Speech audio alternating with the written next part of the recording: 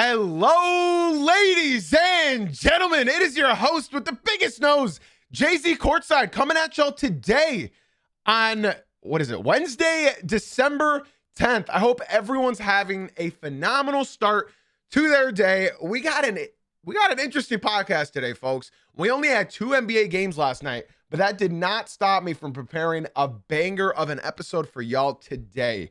All right? Y'all already know we do all of these podcasts live. If you don't know that by now, then I'd be very surprised. Monday through Friday at 9 a.m. Eastern. So today's podcast, we're going to break down the 2 games from last night, talk about what the winning teams did right, talk about what I personally noticed from the losing teams last night. And then we got a true or false segment at the end of today's podcast where we're going to bring up some trending news that you see everywhere on all social media, right? And we're going to decide whether or not I believe there's any validity behind them or not. True or false. Simple as that. Before we do get started, though, I would ask y'all to leave a 5-star rating and review for all my podcast listeners. Excuse me. And if you are trying to get more involved in the action, remember we do all of these live Monday through Friday at 9 a.m. Eastern on YouTube, Twitch, TikTok, Kick, all that jazz. All right. So I got nothing left to say except let's just get right into today's pod. Let's get into the meat of this thing, man. Let's get into the meat of this thing. We had the Miami Heat just miserably choking their almost 20-point lead against the Orlando Magic. The Magic come back and win and advance in the NBA Cup. We'll be talking more specifically about the NBA Cup later in this podcast, but right now, you guys know I hate starting with how did this team lose this? Did this team lose this game or did the other team win this game? We're not doing that BS. We're going to start with a winner and then we're going to finish with a loser. So let's just go ahead and start off by saying that the Orlando Magic utterly embarrassed the Miami Heat. Now, why is that? If you guys were watching this game, I think the Miami Heat were up like 13-0 to start off this game. And then they started to allow them to score a little bit, but overall, the Miami Heat killed them in the first quarter. And then in the second quarter, they gave up 40 points. Third quarter, they gave up 33. So the Miami Heat got ran out the gym. And one thing I'll tell y'all, yeah, the Miami Heat, that's a great point. The Miami Heat had 20 points in the first 4 minutes of the game. They were scoring every time down the floor. Now, the Orlando Magic this game actually hit their threes. And that's not even why they won. You know what I'm saying? Like, I understand teams, right? Like the Orlando Magic. I'm going to name their twin in the Eastern Conference, the Detroit Pistons. These teams are horrible 3-point shooting teams. Horrible. So if they're hitting threes against you, you have zero chance at winning. Because the the Orlando Magic play great defense, right? The Miami Heat did play great defense, and now they just can't. Now they're not. They were top 5 in defensive efficiency, and now they have fallen to the bottom half of the league. And I'll get into that a little bit later as to why that's happened, right? The Orlando Magic last night, if you watch the game, first half, let's light them up from 3. Second half, let's just score every single bucket in the paint. Let's just force our way into the paint every single time. And guess what? There was no force because there was no resistance from the Miami Heat. There were multiple times in this game where Paolo Banchero, Desmond Bane, Jalen Suggs, hell, even Anthony Black were just walking into the paint and getting these wide open layups. Like, I was watching Paolo Banchero look like a competent player, look like he could be the 1B to the Desmond Bane, because I've said it once, I've said it twice, hell, I've said it 100 times. I never see Paolo Banchero being a number 1 option in the NBA. 1A, 1B, that's fine. I could see that. That's more than fine. Until he develops a jump shot, he will not be able to be a number 1, right? That's why we saw Franz Wagner working as a 1A, 1B, because I don't think he can be a number 1 either.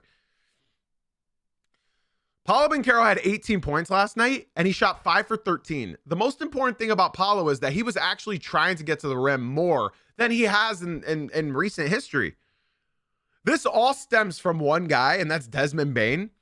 Something that I noticed, I want to keep talking about the Magic, what they did right, rather than what the Miami Heat did wrong, okay? And what the Orlando Magic did right was constant ball movement, constant swinging. They ripped a page right out of the Miami Heat's playbook. They had 30 assists. Typically, when you watch an NBA game and one team got 30 assists and the other team didn't, that team with 30 assists is going to win 9 times out of 10. Okay? So the Orlando Magic were making that extra pass. They were finding the open man, and that's the issue here. There were a lot of open men. Guys, the Orlando Magic do not attempt this many threes. They do not attempt this many threes. Hell, they don't make this many threes. 15 threes, and they shot 46% from deep. 46%, the Orlando Magic? You're telling me the Orlando Magic, who is a bottom 5 three-point shooting team in the NBA.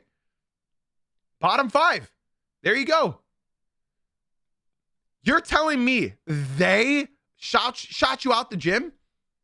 And that goes to show the lack of defense, the lack of attention to detail that the Miami Heat posed last night.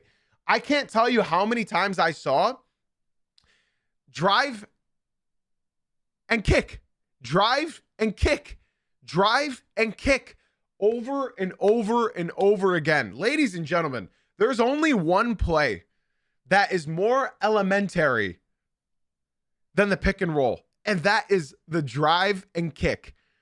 I don't know how many times it happened last night, but it was over and over and over again. The Miami Heat were getting obliterated with the two most simple plays in basketball. Not pistols, not an enhanced motion triangle offense.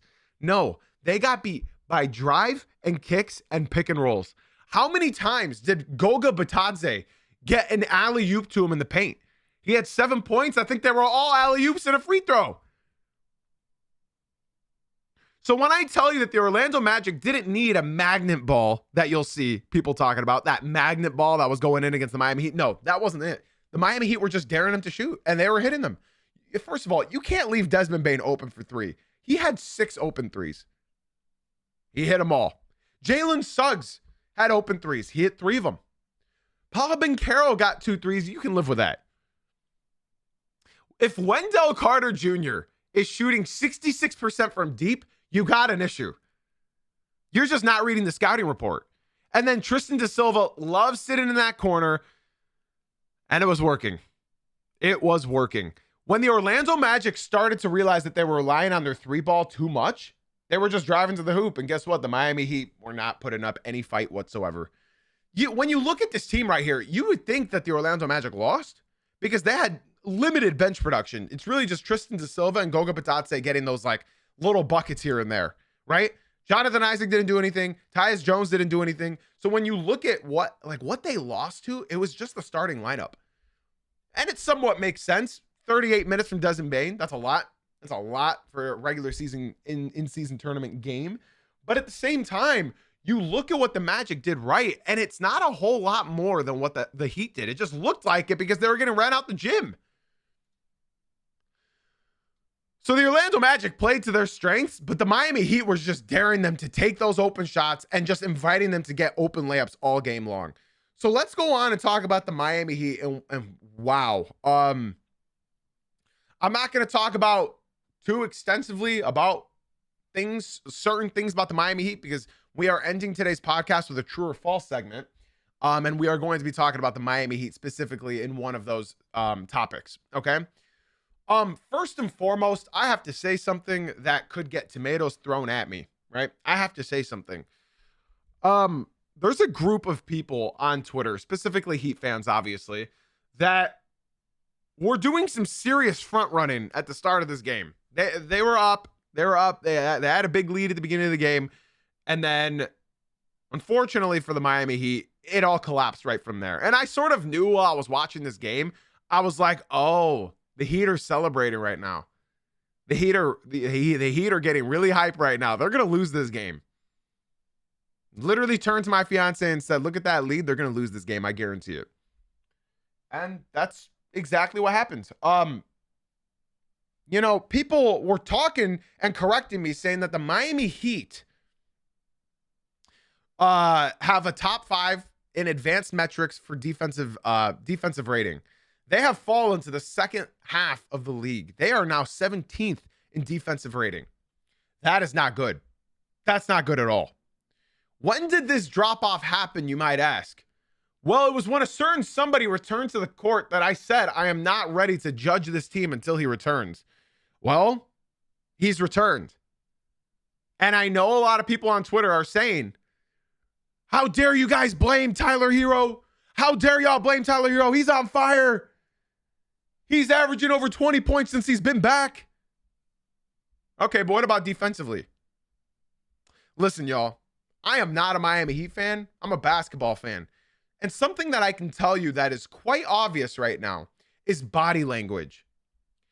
Heat fans, have you guys been watching specifically Tyler Hero on offense and defense? Offensively, when Davion Mitchell's bringing the ball up the court, Bam Adebayo has been yelling at Tyler Hero to get his ass into the corner. Get in the corner. Get on the wing, get in the corner. And Tyler Hero is somewhat sulking, walking to the three-point line. Because Davion Mitchell's the guy with the ball in his hands right now. Another thing I noticed offensively is Tyler Hero.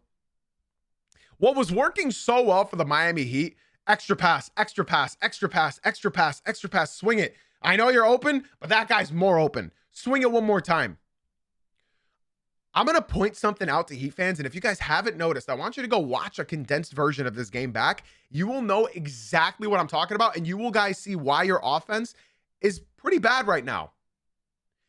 If you have not noticed, the Miami Heat are still trying to swing that ball. And I'm not going to say something basic that Tyler Hero is a ball stopper. We know he is. I'm going to say something that's a little bit more in depth than that. Because let's say Tyler Hero doesn't shoot. Let's say he doesn't put the ball on the floor and take it to the hoop. There's 2 things that Tyler Hero does the most. I guess 3 things offensively that is killing the Miami Heat offense. You know what those things are? Okay, number 1, when Tyler Hero catches the ball in the wing and there's someone open in the corner, let's say Bam Adebayo's open in the corner. Instead of just immediately catch and swing, he catches, goes into a triple threat for 1 or 2 seconds, and then he swings it to Bam Adebayo. Guess what? He's not open anymore because you had to just do a triple threat, okay?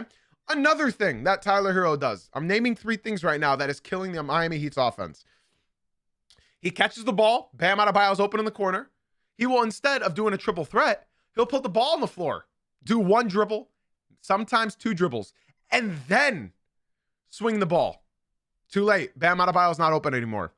The last thing that Tyler Hero does that absolutely stagnates the Miami Heat's offense, he catches the ball, and instead of a quick swing, he throws a weak lob pass to whoever's open, gets picked off, or it just took too long. So those are the offensive flaws that I have noticed. And Heat fans, I really implore you to go watch the condensed version of last night's game. Go watch a condensed version of any game since Tyler Hero's been back. And I assure you, little things like that, these are things that I picked up in my men's rec league. I noticed that every time I caught the ball at the 3-point line, I would take a dribble or get into my triple threat and hold the ball. And then there you go. My guy who was open on the wing isn't open anymore. I noticed that I was doing that. Now I'm swinging it quick or making a snap decision by shooting. I play in an adult rec league, not the NBA. And I noticed that that's a fault that I had. Tyler Hero should notice that before he came onto the court, it wasn't triple threat, 1 dribble, 2 dribble swing. It was catch and swing, drive and cut, catch and swing.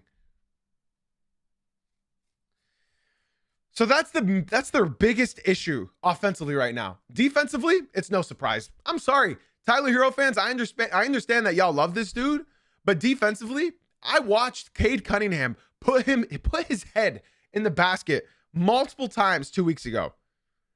I saw that happen. Now, Cade Cunningham does that to a lot of players. But one thing that the other players don't do is they'll either foul Cade or they'll stop Cade and just try their hardest and they won't get called for a foul. Tyler Hero was backing up every single time Cade's body touched him. Every single time Cade drove into Tyler Hero, Hero backed up. It's unbelievable. Watch the highlights of this game. They were targeting Tyler Hero every play as if he was Duncan Robinson on the Pistons. Teams target Duncan Robinson in the fourth quarter. That's true. For the Pistons, they target Duncan Robinson. The reason I mentioned Duncan Robinson is because he was a former Heat player. He played for the Heat for what, 7 years? Now what I'm seeing, back when I used to see teams target Duncan Robinson on the Heat, they're now targeting Tyler Hero. It was rinse and repeat. Rinse and repeat. If they're targeting your $150 million player, something's the issue. And it's not the team. It is the player. Tyler Hero's an offensive he's an offensive lights out shooter at number one, right? But when your best player is that bad at defense, like a Jalen Brunson, right? Like a Jalen Brunson brings it to you on the offensive side consistently on a night-to-night basis. We'll be talking about that game after. But when you watch the Miami Heat and their lack of offense and defense now, Tyler Hero is giving up way more on defense than he is than he's giving you on offense. And that's the biggest issue here. The NBA is a give and take league. If you give them a 2, make sure you get a 3. If you give them a 2, make sure you try to get a 2 back or a 3. That's how the NBA works. And last night, you saw every single flaw imaginable in the Miami Heat. I understand Tyler Hero is coming back from an injury, but at the same time, you need to understand that if your best player is not playing defense, if he's being a ball stopper offensively, that is your biggest issue. So for everybody that is on Twitter defending Tyler Hero, I love Tyler Hero as a player. Love watching him. But their defensive rating and their offensive rating, all of their efficiencies have gone down the toilet since he's come back. It's not looking good. There's a reason this team has lost 4 in a row, right? Defense, I love this comment in the Twitch chat. Defense is 70% effort. All you have to do is show your opponent your body. Bump them once. Show them that you are in front of them. Tyler Hero does not do that, and that's why he was getting targeted all last night. I'd like to say this whole team was sort of ass last night, I will admit. But the Magic weren't shooting well either. It was just Desmond Bane who played well. The Magic were not playing well. The only thing that worked out in the Magic's favor, like I said, if you're giving the Orlando Magic 15 threes, made threes, you lost that game every day of the week. This isn't like if we just hit 1 or 2 threes. No. If you give up 15 threes to the Orlando Magic, that means you are giving up 15 threes to a team that can get whatever they want down low. You're giving up to a team that can actually get stops on the defensive side of the ball. If you are giving threes to a team that is bottom 3 in the NBA at shooting threes, you lost this game, because the only reason the Magic are 15-10 is because of 2 things. It's their paint presence and their defense. If you are giving 15 threes to a non-3-point shooting team, you are not winning that game. I see a person in the TikTok saying that you don't know basketball. I would love for you to point out one thing that is telling me that I do not know basketball. The Orlando Magic are not even arguably, they are a bottom 3-point shooting team in the NBA. 27th in 3-pointers made, 25th in 3-pointers attempted, 22nd in 3-point percentage.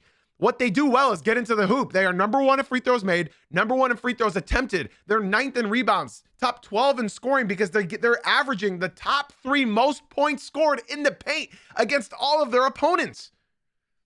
The Heat getting out rebounded is a normal thing. That I don't even think I need to even point that out. That's a normal thing. When I tell you, I'm a Pistons fan. We all know this. When the Pistons are hitting 10 threes minimum in a game, they don't lose.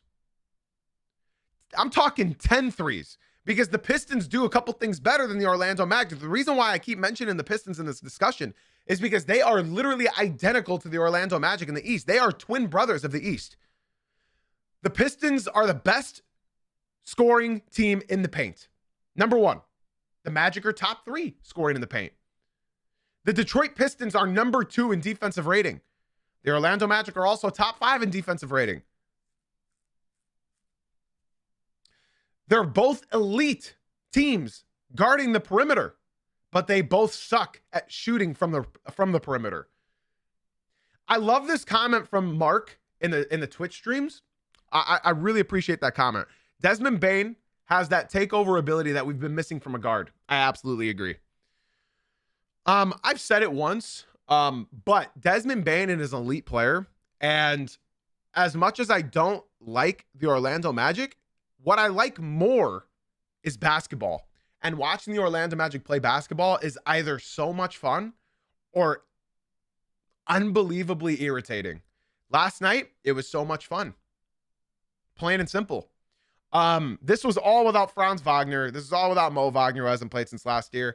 And honestly, they didn't really need a whole lot. Simone Fontecchio, I almost said what I used to call him when he was on the Pistons, on his birthday, shot 0 for 5. You know what's worse than him shooting 0 for 5 is the amount of buckets that he gave up on the other end. Guys, defense really is important. And when your star player, Tyler Hero, does not play defense, and when your number one offensive threat, Norman Powell, isn't shooting well, when Tyler Hero is stopping the ball every time he touches it, when we're doing Bam Adebayo ISO post-ups, when we're down by 10, it's not a recipe for success. I've been talking about this matchup for 20 minutes now, and I still feel like there's so much more to say, but I think I'm going to go ahead and move on because I pointed out the facts. We have another true or false section later in this episode today, and the Miami Heat will be talked about again. Okay, so that's what. If you guys are Heat fans, I implore you to just stick around because we're going to be talking about the Heat again because that is 4 losses in a row. The Orlando Magic move on in the NBA Cup, and the Miami Heat are eliminated. They dropped to 14-11. Just so we're all clear, the Miami Heat just a week ago were 14-7. 14-7. They're 14-11 now, and they're back in the play-in with the Chicago Bulls, Atlanta Hawks, and Cleveland Cavaliers. Before we move on to our next segment, which is the next game, I would like to give a special shout out to the homie Raph. Shout out to Raph for following the Twitch stream. Welcome, bro. Happy to have you in here. Shout out to everybody else that is leaving the TikTok or YouTube and coming through to the mainstream, the Twitch stream. Robert, I appreciate the follow on TikTok as well, but I would, we do this Monday through Friday at 9 a.m. Eastern. I would implore you. Why have I said implore 3 times today? I don't think I've ever said the word implore, but now I said it once and it just felt good. Now I keep saying it. I would implore you to come through to the Twitch stream. I appreciate it very, very much. Let's move on to our next segment. The New York Knicks absolutely embarrassing the Toronto Raptors in their home building. Now, this game was a snooze fest. The first quarter was a lot of fun, I'll admit. First quarter was a lot of fun. But that's about all we got. Because the Toronto Raptors proceeded to then score 13 points in the second quarter. I mean, come on now. Where are all my Raptors audience members that were here last week? Where are they? Because last week, I was talking extensively about the Toronto Raptors, who were missing Emmanuel Quickley and RJ Barrett. They've been missing RJ Barrett now, I think, for 4 or 5 games. 5 games. Where are all my Raptors fans? Because something is not right. We're going to talk about the Knicks. We're going to start with the Knicks, and then we'll talk Raptors. I don't like talking about the losing team first. I like to give credit where credit is due and speak on the winners. I don't like doing the losers first. You know what I'm saying? Because I like to give flowers to the team that won. Okay? Let's go ahead and start with the New York Knicks. Now, they as a team last night, listen, I'm just going to say this immediately. I got to start off by saying Mike Brown, wow. It's night and day, y'all. It's night and day. This team, I'm a professional Knicks hater, just so we're all clear. But something that I am more than all of my personal biases is I am a fan of basketball. Number one, most important thing about me is I am a fan of good basketball. And the Knicks are playing exactly that. Josh Hart, ever since I think he started this season, right? I think he's been getting, I think they're 5-0 now since Josh Hart has started, right? I think the New York Knicks are 5-0. Ever since he was inserted into the starting lineup. I'm going to just talk about purely the ball movement of this team.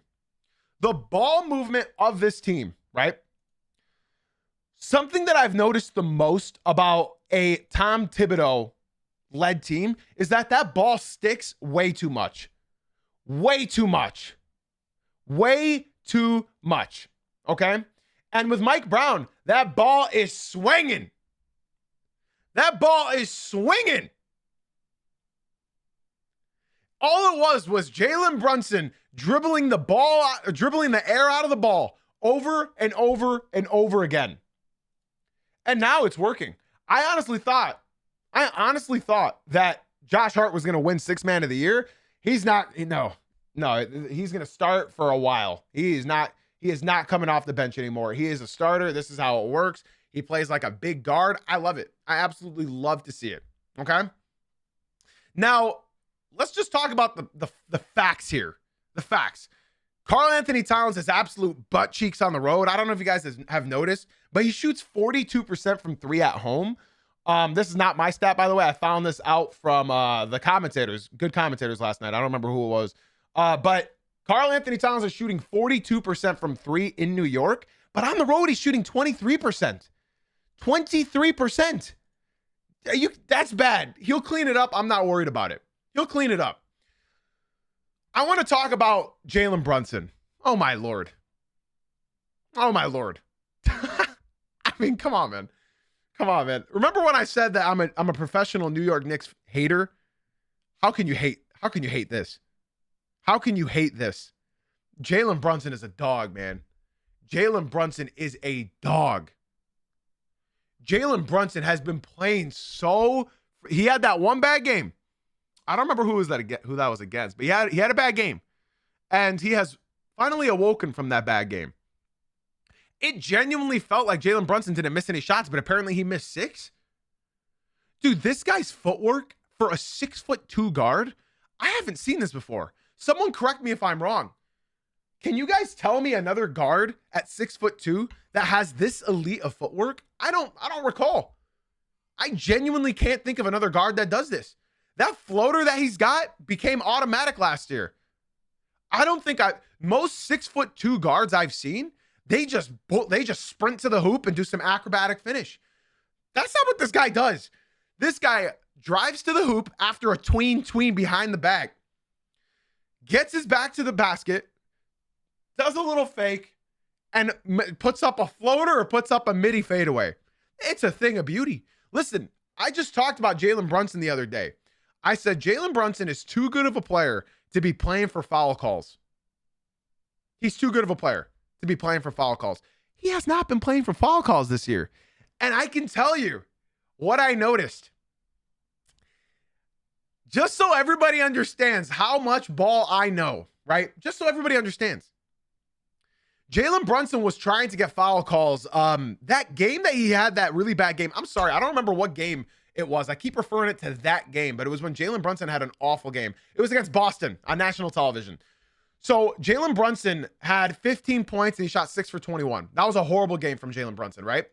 And something that Brunson was doing, and I'm sure you guys noticed this because he was playing very awkwardly, is he was going for foul calls. He kept flopping. He kept doing that head bob. He kept flailing his arms, and Mike Brown yanked him. And he started to talk to him when he was on the bench. I think this is something that Mike Brown must have talked about when he became a head coach in New York. He doesn't want them flailing for fouls. He doesn't want them playing for the foul call, because you guys know this. Once you start playing for the foul call, you go down a slippery slope. And he hasn't done that this year. Whenever he gets frustrated, he starts flailing. He starts head bobbing. Now, I'm telling you firsthand, last year, in the first round of the playoffs, when it was Pistons versus Knicks, it was every single possession. Jalen Brunson was flailing that head and swinging his arms, exaggerating every single call. And he was averaging, I think he had over 70 free throws, or it was 50 to 70 free throws in that 6-game series. So when I tell you that is the reason why I dislike Jalen Brunson, and then seeing him do what he's doing this year, it's incredible. It's a sight to see, because I'm not going to lie. He made me single-handedly hate the Knicks. But now all of a sudden this year, the way he's playing, the way he's not doing that anymore. Now, I hope he doesn't do that in the playoffs, but you know what I'm saying? But right now, this is just beautiful basketball. And I'm going to talk about the NBA Cup later on in this episode, so stick around. I think the competitiveness was great.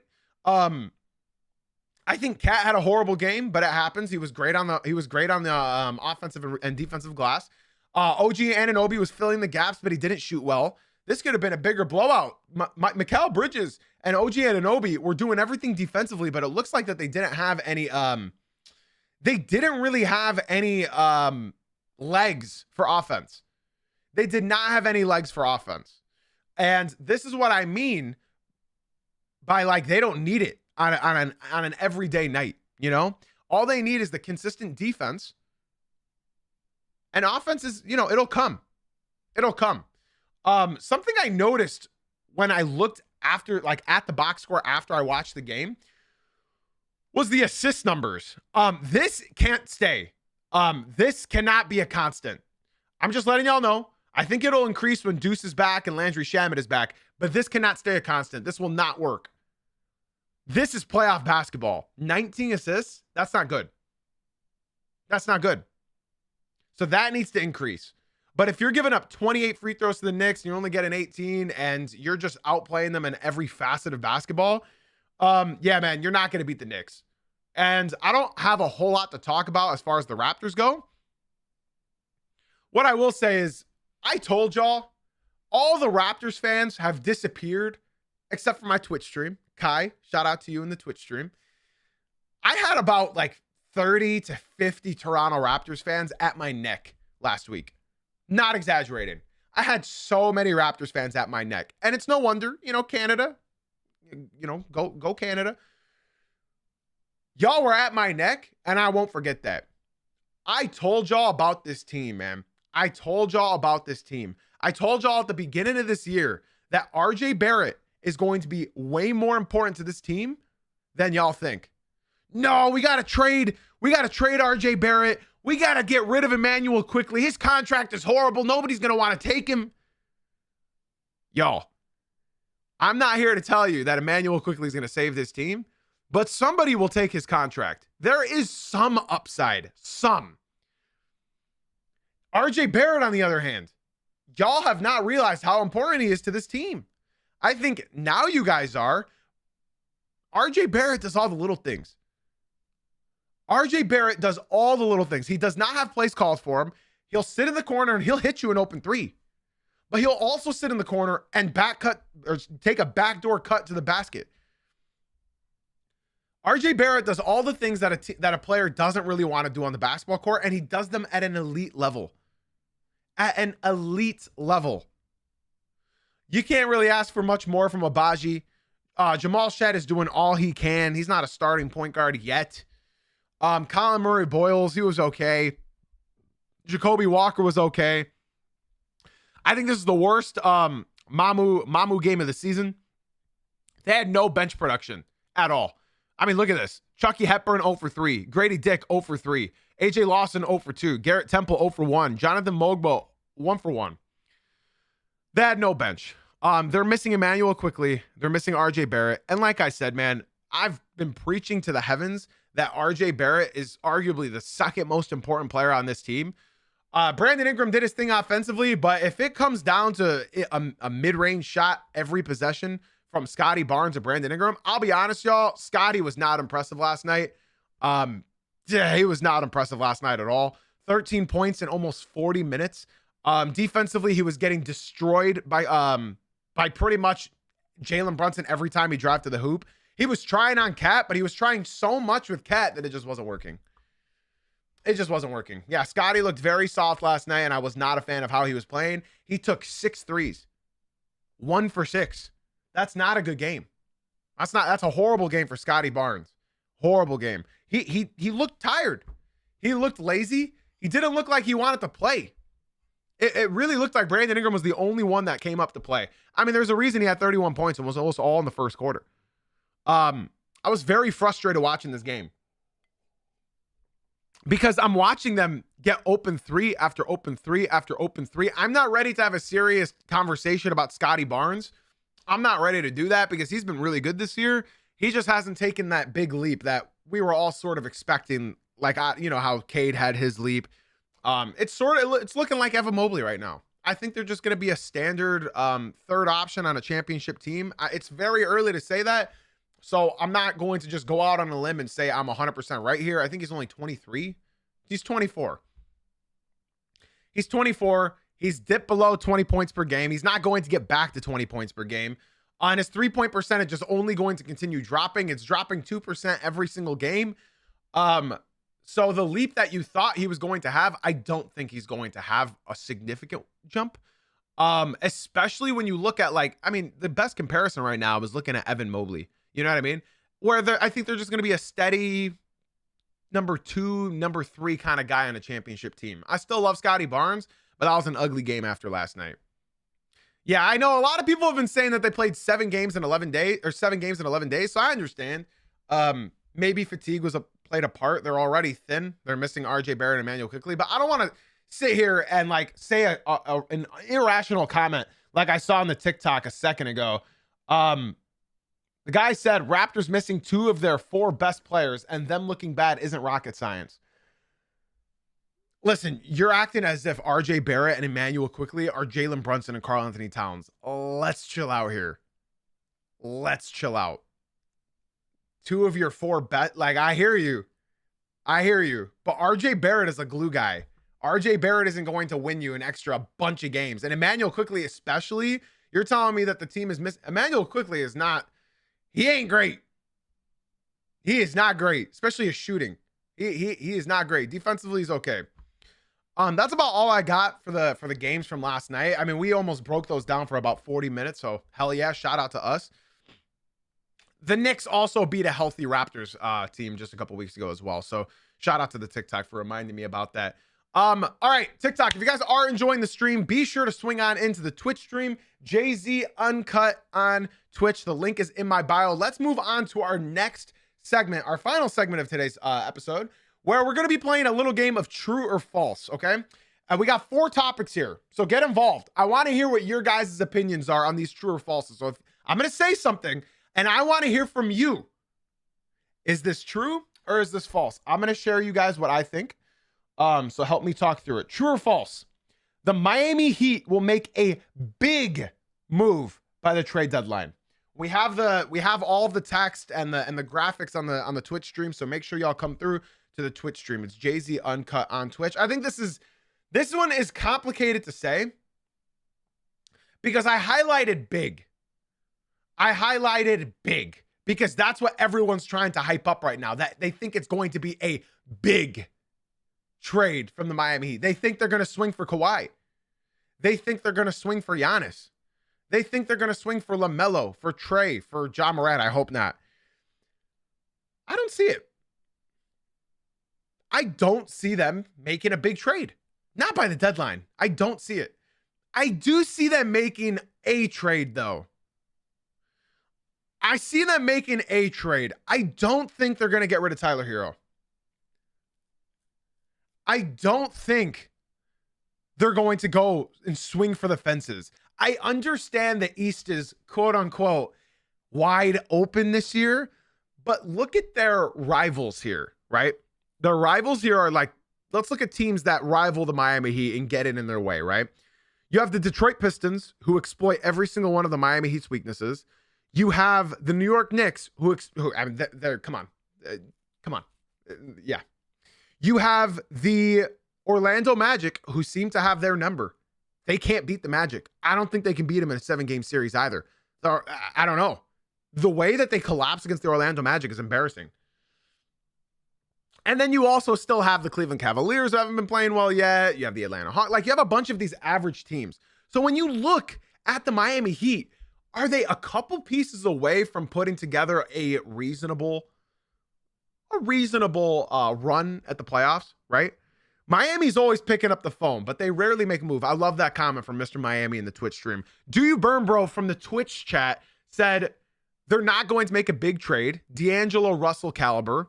And we all know Pat Riley's an older guy who doesn't overpay. Couldn't have said it better myself. Could not have said it better myself. Their assets are depreciating a bit, I will admit. But when you look at the Miami Heat roster, let's just take a look at them, right? Bam is secure. Simone Fontecchio is on, I believe, an expiring deal. Yeah, Fontecchio, who's been horrible for the Miami Heat as of late for the last month. It was his birthday yesterday, and he absolutely put up a stinker. He put up a goose egg. He's on an expiring deal. Let's see. Obviously, Tyler Hero. I don't think they're gonna deal Tyler Hero. I gotta be honest. I don't see it happening. Jaime Jaquez, no. Kashad Johnson. Okay. So this is one guy I could see them moving, and that's if another team will take him. This is just a gamble at this point. The only way you can trade Nikola Jovic is if you convince a team that he's only 22. Look at these games. He's dropped mid 20s. Look at these games. And they're going to sell the hell out of those couple games that Nikola Jovic actually played well, right? So when you look at the Miami Heat's roster and you see the amount of talent that they have, you could convince yourself in a Nikola Jovic trade. You could convince yourself in what else? They don't really have any other pieces that have value behind them. So I think the Miami Heat will make a trade, but I don't think it's going to be a swing for the fences trade. So I'm going to go ahead and say false. The Miami Heat will not make a big trade by the deadline. Off season, maybe. By the deadline, I don't see it happening. I'm going to go ahead and say false. Miami Heat fans, strap in because this is going to be your team relatively. This is your team. This is your team. Let's move on to another trending topic that I can tell y'all immediately is false. Immediately. It's false. True or false? The Detroit Pistons will be trading for Anthony Davis. False. False. I hate that people are falling for this guy, Evan Snidey, or whatever the hell his name is on Twitter. False. The Detroit Pistons are not trading for Anthony Davis. That's not happening. Let me see what you guys all say. I want to hear whether it's true or false from your guys' point of view. As a Pistons fan, I am telling you this is false. Just to give you an example of what this trade would be. Now, I'm not going to lie to y'all and say Anthony Davis doesn't sound intrigued. Like, that sounds very intriguing to me. As a Pistons fan, as an Anthony Davis fan, that sounds extremely enticing to me. But here's how the trade package will work. It would be Jaden Ivey, who just returned after 11 months of playing, and he's been rusty. But he's also due for an extension this summer. Or sorry, he's not due for we already missed his extension. So he would be due to re-sign it. He is going to be a restricted free agent this summer. It would involve Jaden Ivey, Tobias Harris, who's on his expiring deal. Possibly a first round pick swap, and 2 seconds. Hell no. Hell no. Now, I don't blame Trajan Landon for inquiring about Anthony Davis. I don't blame him. I would call Dallas Mavericks too, and I would say, "Yo, how much y'all want for him?" And when you hear that response, you just hang right the hell up. Because he's not worth that anymore. Anthony Davis in his prime, Anthony Davis at his peak, yes, absolutely. But Anthony Davis right now, you don't know, you know what you're getting. Not you don't know what you're getting. You know what you're getting. When he's on, he's on. When he's off, he's off. And he's off a lot. And I mean off the court, not playing off. Okay? So I love what this comment just said. My homie Jay, that's in the Twitch stream, I implore y'all, fourth time I've said it this podcast, I implore you guys in the YouTube and TikTok to come through to the Twitch stream. It's a much better experience over here, y'all. Jay said, that's not even that bad of a trade if you're trying to win right now. Yes, it is. It absolutely is. Because I'll tell y'all, and I quote what Traindon Landon, the Pistons GM, has said over and over and over again. He just said it 2 days ago on a podcast. Langdon and JB Bickerstaff both said that the Pistons last year, with a small amount of success that they got last year, right? The players are owed their rights to feed off that momentum this game. This year. They earn the right to play this year and prove themselves. I absolutely agree, Kai. You said AD and Kawhi are similar, injury prone, but very good when healthy. So here's what I'll say about this trade. It's absolutely false because the Detroit Pistons right now, they have Jalen Duren. They have Isaiah Stewart. In case you guys don't know, because I know this isn't really a popular stat to talk about, but when Isaiah Stewart and Jalen Duren are on the court together, they lead, listen up, the entire NBA in plus minus for any duo in the NBA right now. They are plus 62 when they're on the court together. Jalen Duren, Isaiah Stewart. Duren gives you that big body down low. You're not stopping JD if he's under the basket. You're not. If he's cutting to the hoop, good luck as well. He's putting the ball on the floor as well and finding the open man. Isaiah Stewart has shown everybody that he is our most efficient three-point shooter on the entire team. And this is the team with Duncan Robinson, who's averaging what? 40% from three. We need another shooter. That's what the Pistons need. They're waiting for Malik Beasley. I know they're not waiting around, but the Pistons need another shooter. They absolutely need another shooter. But going for Anthony Davis, a glass cannon like him, would clog that paint. Clog the hell out of that paint for Jalen Duren. Why the hell would they do that? Pistons are saying, hell no, they're not doing that. Cade Cunningham is 24. Anthony Davis is turning 34. Their careers don't align. Anthony Davis wants to be a four, and that's going to clog the paint for Jalen Duren. Now, I love this question that Jay asked me in the Twitch stream. He said, how high are you on Jaden Ivey? I'm not that high. In fact, I'm pretty low. He hasn't played in 11 months, and he's rusty. But what I will say is look at that three-point percentage, y'all. 42% from three on 4 attempts per game. Jaden Ivey is shooting, and he's shooting it well. All Jaden Ivey needs to learn how to do now is drive to the hoop and finish at the basket, because he is not doing it. He's not doing it. Jaden Ivey looks scared, and that's okay. He hasn't played in 11 months. But that three-point shooting from Jaden Ivey right now, it's looking real. It's looking real. It's looking very real. I'd like to give a special shout out to Mr. 365 for leaving the TikTok stream and coming through to the Twitch stream. I appreciate you very, very, very much, Mr. 365. Shout out to you for leaving the TikTok and coming through to the Twitch. I'm not putting trade packages together right now for teams. The matter of question was, are the Pistons trading for Anthony Davis? And that's absolutely not. That is false. Okay? Kevin, I'd love for you to watch in the Twitch stream. You too, Tito. Come through, guys. Come through. Jay said again, so what are you scared of losing in that AD trade? I'm scared of gaining the dependence on an injured player. That I do not want to do that. I think adding Anthony Davis will stint the growth on Jalen Duren, and I don't want to do that. Plus, Anthony Davis is due for an extension in what, a year and a half? I'm good. No, thank you. No team wants to extend Anthony Davis. Hell no. Let's move on to our next topic, and I want you guys to let me know whether this is true or false, okay? I'm going to give you my answer immediately, so just be quick. True or false? The NBA Cup was a great idea. True. I'm sorry. I listen, I don't like agreeing with Adam Silver as much as the next guy. I don't.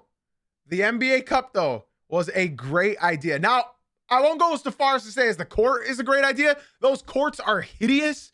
I hate these NBA Cup courts. They are disgusting. I understand they're trying to make an event out of it, but they look horrendous. What I will say, though, is the NBA Cup is awesome right now, man. Listen, I'm over here watching the NBA when I normally watch football at this point in time. You know, I normally watched the NFL during, they need to tone down these courts because the city edition courts are infinitely better than the NBA Cup floors. It feels like playoff basketball. Just look at these scores. The top score is 117 points. The defense is there. The defense has improved. The defense on these courts, like they are actually trying because they want 500,000. They want 500,000. Why wouldn't these players not want an additional 500,000?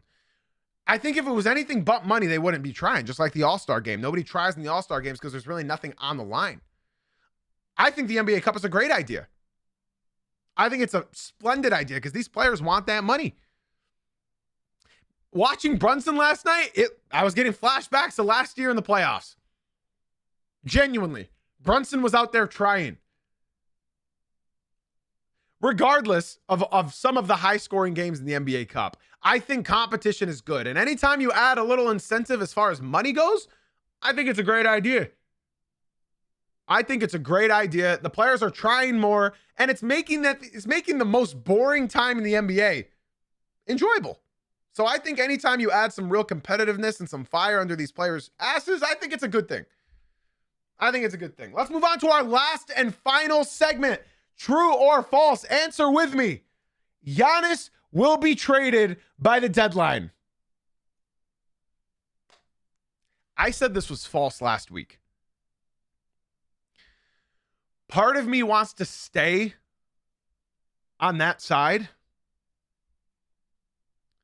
but I'm low-key getting worried. I think seeing Giannis right now get hurt, especially, I don't want to say that he just played his final game in Milwaukee. I don't know if I can say he just played his final game in Milwaukee. I don't know, man. I don't know. I said it was false last week, but now I'm sort of split in the middle. I just don't know. And I'm hoping it's false. I see all of these comments right now on the Twitch stream and some on the TikTok as well. I'd love for y'all to come through to the Twitch stream right now. Get involved in the action. I'm seeing a comment from Kai saying, where does Giannis end up then? See, now that's the question. I'm going to go ahead and say it's false. I still don't believe he's going to get traded. I don't think Giannis Antetokounmpo played his final game in Milwaukee. Simple fact, I got to go with my boy Brew, who I know is a Bucks fan. He said no chance. He is in Milwaukee until the offseason, then gets traded. I think it's going to be an offseason trade. I'm going to go ahead and stick with my guns and say it's false. Giannis commits to the team at the start of every year. He's committed himself. He said at the beginning of the season that he's with the Bucks. He's committed. He doesn't get involved in these trade discussions in the middle of the season, at least not publicly. We don't know what's happening behind the scenes. But from what I'm telling y'all, based off of what I believe, I think that they're going to wait until the offseason. I think they want picks. Obviously, they want picks. I think the Milwaukee Bucks would rather have picks than like competent players, because when you look at the offer that the New York Knicks would trade, right? It would be a Karl Anthony Towns, and it would be either an OG Anunoby or a Mikal Bridges. I'm assuming a Mikal Bridges. Not just that, it would be a bunch of first-round pick swaps. It would be a bunch of, not pick swaps, pick trades. And it would be a bunch of second-round picks as well. I don't know, but I'm going to go ahead and say false. I think this is too big of a trade to happen in the middle of the season. And I know my man Solo in the Twitch stream said just a couple days ago, hey, Luka got traded in the middle of the season. And I have to disagree. That's not the same thing. That's Nico Harrison having a personal vendetta against Luka Doncic. I just don't agree. Because that trade isn't a trade that's going to just happen. Right? That's not what's going to happen. This is going to be a calculated trade that is going to take weeks and months to figure out. Okay? That's what's going to happen. This isn't I hate Luka Doncic, I'm traded him to LA. That's not how it's going to be. This is going to be, Giannis, where do you want to go? I want to go to New York. Okay, they're going to trade his ass to New York. They're not going to do, like, they're going to do what's best for the team, but they're not going to do it by screwing their franchise player. They're going to help him out and try to send him where he wants to go. So I'm going to go ahead and say false. I think it's going to be too big of a trade to happen in the middle of the season. And genuinely, I don't think the Knicks would do that. I don't think the Knicks would do that in the regular season. Or sorry, in the middle of the season. If the Knicks do that, right? You have to then figure out a whole new offensive scheme. You do. Because say what you will, I hate Cat. I despise Cat. But he's one of the best stretch forwards in the entire NBA. Honestly, of all time. He is one of the best stretch bigs of all time. He said it, I think, 2 years ago, and I have to agree. Guys, as much as I despise Karl Anthony Towns, that dude is like undeniably important to this New York Knicks team. Now, in New York, he's shooting 42% from three this season. On the road, he's shooting 32%. So his three-point percentage right now is 36%, which isn't great. But when you look, like, it's going to be Giannis with the ball way more than it's going to be Brunson with the ball. You have to change your entire offensive scheme. Your entire offensive scheme. I'm going to read what my homie Nugget on the Beat just said. I love that name. Shout out to you for following the Twitch stream and leaving the TikTok. Welcome, bro. He said most teams who have to trade away their best player aren't worried about the playoffs. Absolutely agree. Absolutely agree. Guys, that's going to do it for today's episode. I want to say thank you to everybody who tuned in live. I want to say thank you to everybody who tuned in after the fact. I appreciate everybody for watching and listening. Twitch chat, stick around for just one moment. YouTube and TikTok, I appreciate it all as well. Podcast listeners, be sure to leave a 5-star rating and review. Today was almost an hour-long episode, so I hope you guys had as much fun as I did. Twitch chat, stick around. We're not done just yet. And yeah, man, I got nothing left to say. Except, thank you for being here. Thank you for being you. And as always, guys, thank you for watching / listening. I'll see y'all tomorrow morning live at 9 a.m. Eastern. Okay, TikTok. We're still live on Twitch. You got time to drop